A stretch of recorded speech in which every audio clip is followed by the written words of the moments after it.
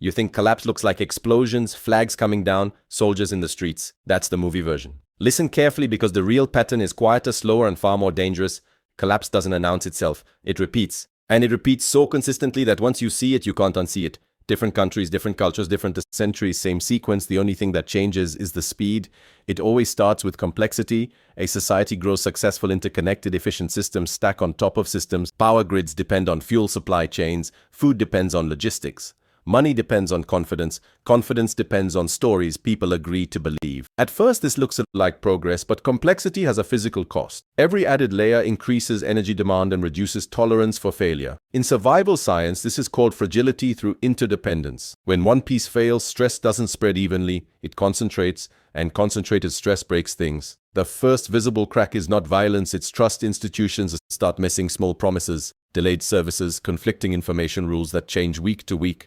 Your brain notices before your politics does. You feel a low-grade anxiety. You can't quite explain. That's pattern recognition kicking in. Humans evolved to detect environmental instability long before formal data existed. When systems stop behaving predictably, stress hormones rise even if nothing dramatic is happening yet. This is not paranoia. It's biology responding to uncertainty. Next comes currency distortion. Every collapse in history messes with money early because money is a shared hallucination backed by energy. When production slows or debt expands faster than real output, governments try to smooth the curve. They print, borrow, freeze, redefine. On paper, nothing looks broken. In reality, purchasing power erodes, prices drift, then jump. People blame greed, politics, outsiders. But the physics is simple. More claims chasing the same or fewer goods. That mismatch never resolves peacefully. This section is based on practical field survival experience rather than formal academic sources. Food systems are the next stress point because they run on timing, not abundance. Modern cities don't starve because food disappears, they starve because delivery fails. A grocery store holds days of inventory, warehouses hold weeks,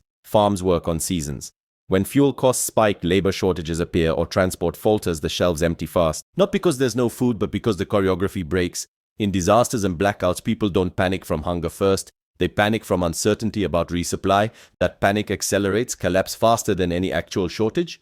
Then energy becomes unreliable. Not total darkness, just inconsistency. Rolling outages, fuel rationing, maintenance delays. This is where modern life starts bleeding. Capability without steady energy, water pressure drops, communications degrade, heating and cooling fail, and digital systems quietly corrupt data. Entropy doesn't need permission, it just needs time. In field survival training, the rule is simple. Anything that requires continuous power is a liability under stress. That's not ideology, it's thermodynamics. As energy falters, information fractures, official channels lag reality. Rumors move faster than verification. Social cohesion weakens because humans fill information gaps emotionally. You see it everywhere. Groups stop arguing about solutions and start arguing about narratives. Who's lying, who's responsible, who's deserving. Collapse accelerates when shared reality dissolves.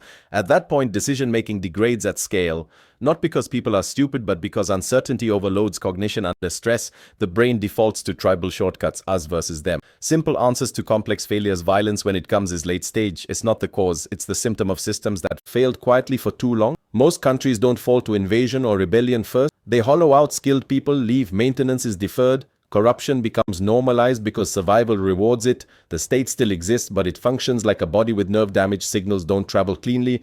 Response is delayed. Errors compound. Here's the part nobody likes to hear. Collapse isn't a switch, it's a gradient. People living through it argue endlessly about whether it's really happening. That argument is part of the pattern. In every case, some people adapt early and quietly. They reduce dependency, they simplify, they build redundancy.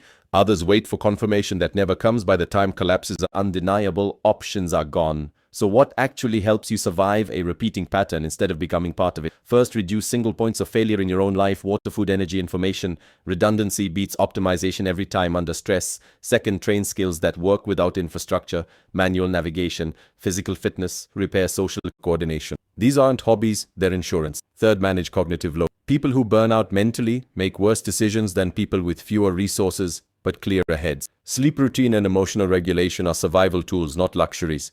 History doesn't repeat because humans are stupid. It repeats because physics, biology, and psychology don't change. Energy constraints still apply. Supply chains still break the same way. Stress still hijacks cognition. Collapse follows a pattern because systems under strain behave predictably. The advantage you have is awareness. Seeing the pattern doesn't make you safe, but it gives you time. And in survival, time is everything. If you're waiting for a headline that says collapse has officially begun, you've already missed the point. It doesn't start with sirens. It starts with small failures you're told to ignore. The countries that survive longest aren't the strongest on paper. They're the ones whose people adapt before they're forced to. The pattern repeats. The only question is whether you recognize it while there's still room to move.